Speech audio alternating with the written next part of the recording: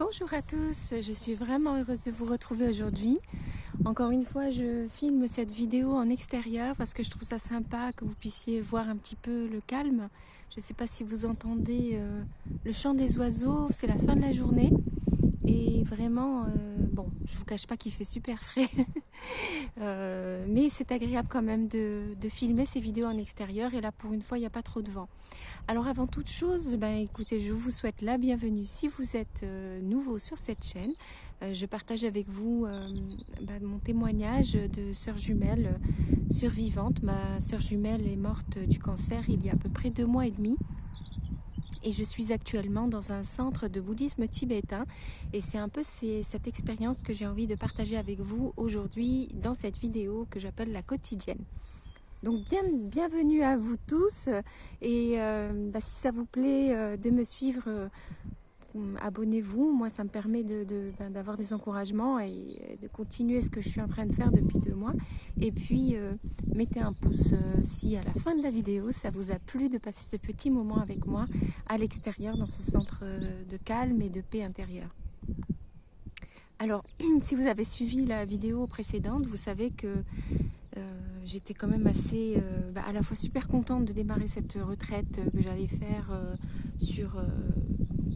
dans ce centre bouddhiste parce que c'était la première fois que je faisais ça, mais d'un autre côté j'avais quand même pas mal d'appréhension parce que je ne savais pas trop si j'allais me mettre à désespérer de douleur, de pleurs, de je ne sais quoi, d'émotions.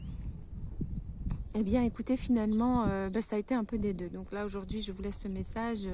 C'est la première journée de retraite, ça a été une journée très intense et vraiment très remplie de tout point de vue. Déjà en termes de temps, parce qu'on a passé beaucoup de temps toute la journée avec le lama qui est donc notre enseignant de la méditation qu'on a pratiquée aujourd'hui.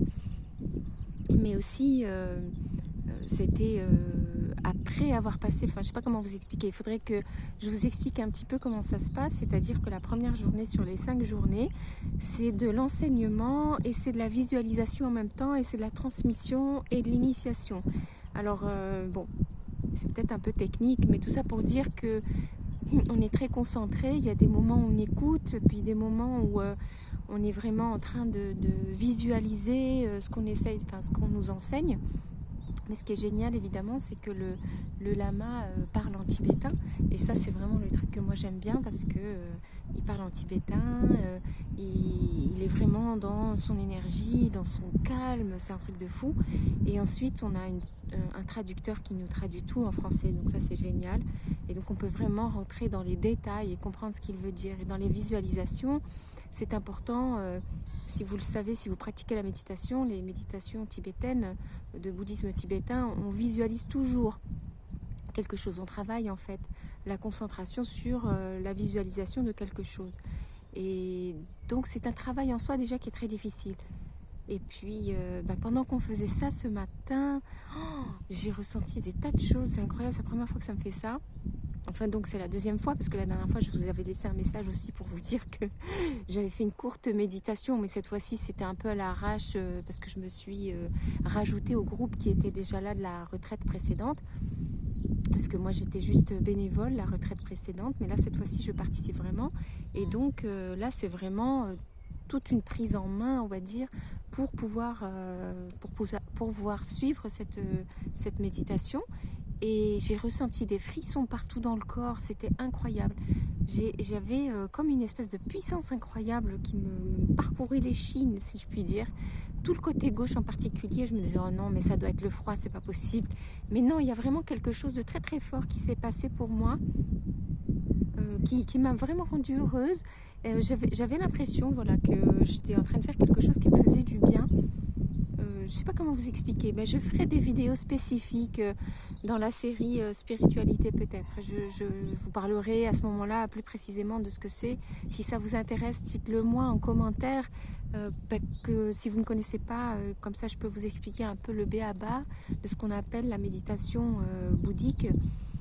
Parce que c'est pas du tout la même chose qu'on fait en yoga, il y a sûrement plein d'autres pratiques, etc. Mais j'aimerais bien vous partager peut-être ce que moi je fais et qui franchement fonctionne très bien. Et donc voilà, ben, là c'était vraiment une longue mise en situation. C'était pas, je peux pas vraiment dire que c'était une méditation, je sais pas comment vous dire. C'est comme une préparation à la méditation parce que j'étais à l'étape de visualisation. Mais vraiment, je l'ai ressenti. J'ai ressenti tout ce qu'il disait, j'ai ressenti très fortement. Et comment je sais qu'il s'est passé quelque chose, c'est qu'après ça s'est arrêté. Et c'est seulement à ce moment-là que j'ai compris qu'avant, il se passait quelque chose réellement. Parce que ça s'est totalement arrêté. Je crois que j'ai perdu ma concentration au bout d'un moment. J'ai perdu ma concentration, je suis sortie du truc et après j'étais juste bien, tranquille, assise avec toutes les personnes qui étaient installées dans la salle, avec le lama. Enfin donc j'étais redevenue entre guillemets normale. C'est pas qu'avant je m'étais mise à l'éviter, mais disons que j'ai ressenti vraiment quelque chose dans le physique et moi c'est ça qui me plaît parce que j'aime bien avoir des manifestations du physique parce que je doute énormément. Je doute de tout. Si vous me suivez depuis le début, vous savez que je doute des signes de l'au-delà, je doute des manifestations de ma sœur, je doute en fait de pratiquement tout. Alors que parfois c'est hyper criant. Et alors la deuxième chose que je voulais partager avec vous aujourd'hui, c'est que après avoir passé cette longue matinée très très chargée, au moment de mon repos, j'allais dire, je suis partie pour faire une sieste, me reposer tranquillement. Et je me suis sentie très très mal, dans le sens extrêmement triste. Je me suis mise à pleurer à chaudes larmes d'un coup, vraiment de tristesse, de désarroi. Là, j'ai senti que ma sœur jumelle me manquait. Ça fait longtemps quand même que j'empêche mes émotions de remonter à la surface. Et là, j'étais fatiguée. Il y a quelque chose qui a lâché. J'avais envie de dire, mais mince, j'en ai marre. J'en ai ras-le-bol de faire des efforts, j'en ai ras-le-bol, ras-le-bol, ras-le-bol. Là, ça fait trop. Je tiens, mais j'en ai marre. Je voudrais qu'elle soit là. J'en ai marre d'être malheureuse, j'en ai marre d'être triste, j'en ai marre de... Voilà. Et donc, je me suis sentie super mal, super triste. Et quand ça m'arrive dans ces moments-là, je ne sais pas si ça vous fait ça, mais je me pose beaucoup de questions sur l'avenir. Je me dis, mais mon Dieu, où est-ce que je vais pouvoir trouver un endroit agréable ? Où est-ce que je vais pouvoir un endroit où je vais me sentir bien?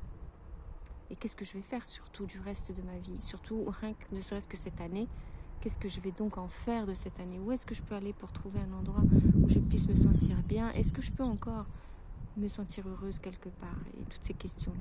Voilà. Bon, en attendant, je laisse en suspens ces questions. Faites-moi des commentaires, s'il vous plaît. Dites-moi un peu ce que vous en pensez aussi. Si ces questions-là vous taraudent au milieu de votre chemin... Alors, je vous montre la pomme que je suis en train de croquer pour finir cette petite vidéo sur quelque chose de plus terre à terre, on va dire. Je suis entourée de pommiers et dans cette région, il y en a beaucoup, en Normandie, comme vous le savez. Et c'est vraiment très très joli. Et alors, c'est pas une pomme que j'ai arrachée de l'arbre ici, puisqu'il est à peine en fleurs, mais ce sont des pommes locales et elles sont extrêmement savoureuses. Donc, je me fais une joie de manger 1 à 2 pommes par jour quand j'ai l'occasion entre les repas, parce que on mange copieusement ici aussi. Donc, voilà, on est vraiment bien nourri dans tous les sens du terme, on va dire. Voilà, écoutez, encore une fois, merci de vous abonner, merci de mettre un pouce sur cette vidéo. Faites-moi des commentaires sur ce que vous traversez vous aussi. Ça me fait vraiment du bien de partager ça avec vous et de vous lire. Et je vous dis en attendant, prenez soin de vous et je vous fais une vidéo sans tarder, promis. Et à très bientôt.